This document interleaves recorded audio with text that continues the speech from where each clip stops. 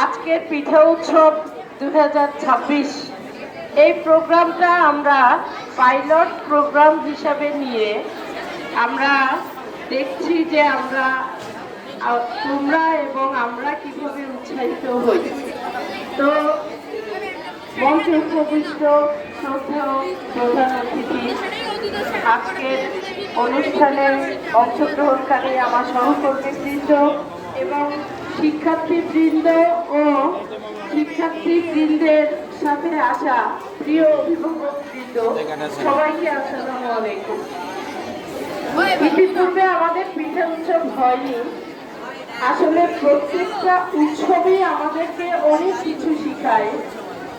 Please এই যে ছেলেপেলেরা একটু কথা শোনো, প্লিজ সবাই চুপ করো, সবাই চুপ করো, বেশি কথা বলবো না, দু একটা কথা বলবো, সবাই মনোযোগ দিয়ে শোনো। প্রত্যেকটা অনুষ্ঠান আমাদেরকে অনেক কিছু শিখায়, ধৈর্য শিখায়, শৃঙ্খলা শিখায়, একজন আরেকজনের সাথে কিভাবে আচরণ করতে হয়, কিভাবে ভালো ব্যবহার করতে হয়, এগুলো শিখায়। অর্থাৎ একজন সুন্দর মানুষ হওয়ার জন্য যে যে বৈশিষ্ট্য প্রয়োজন, প্রত্যেকটা অনুষ্ঠান থেকে আমরা এগুলো শিখি। সেই উদ্দেশ্যকে সামনে রেখে এবং বাংলাদেশের এই যে ষড়ঋতুতে আমরা শীতকালীন পিঠা একটা আমাদের বৈশিষ্ট্য, এই বৈশিষ্ট্যকে আমরা আমাদের দেশকে ভালোবেসে এই বৈশিষ্ট্যকে ধরে রাখার জন্য আমরা আজকে এই পিঠা উৎসবের আয়োজন করেছি। এবারের মতো এই পিঠা উৎসবটা আমাদের পাইলট প্রোগ্রাম। এবার যদি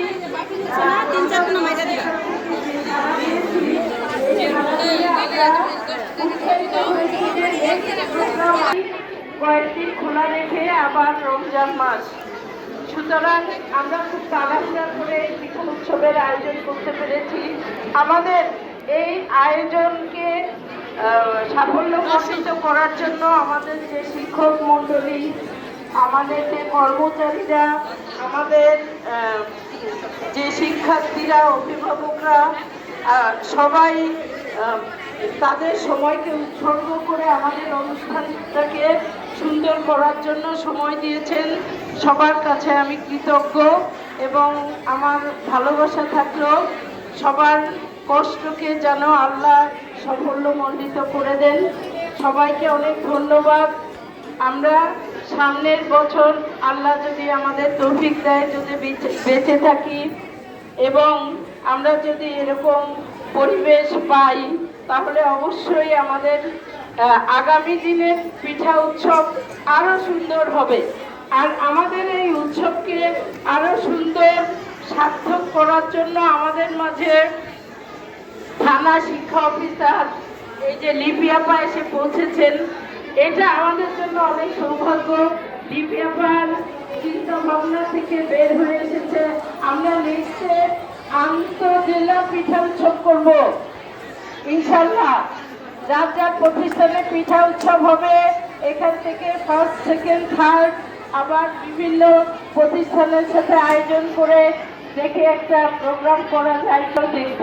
ঠিক আছে, তাহলে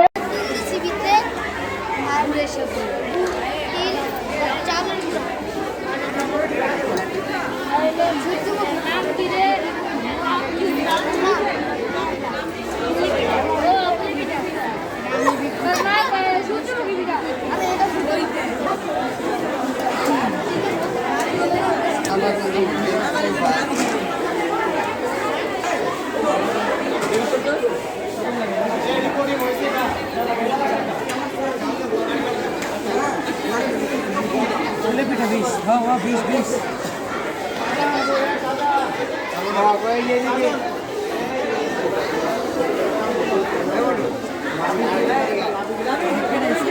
সামনে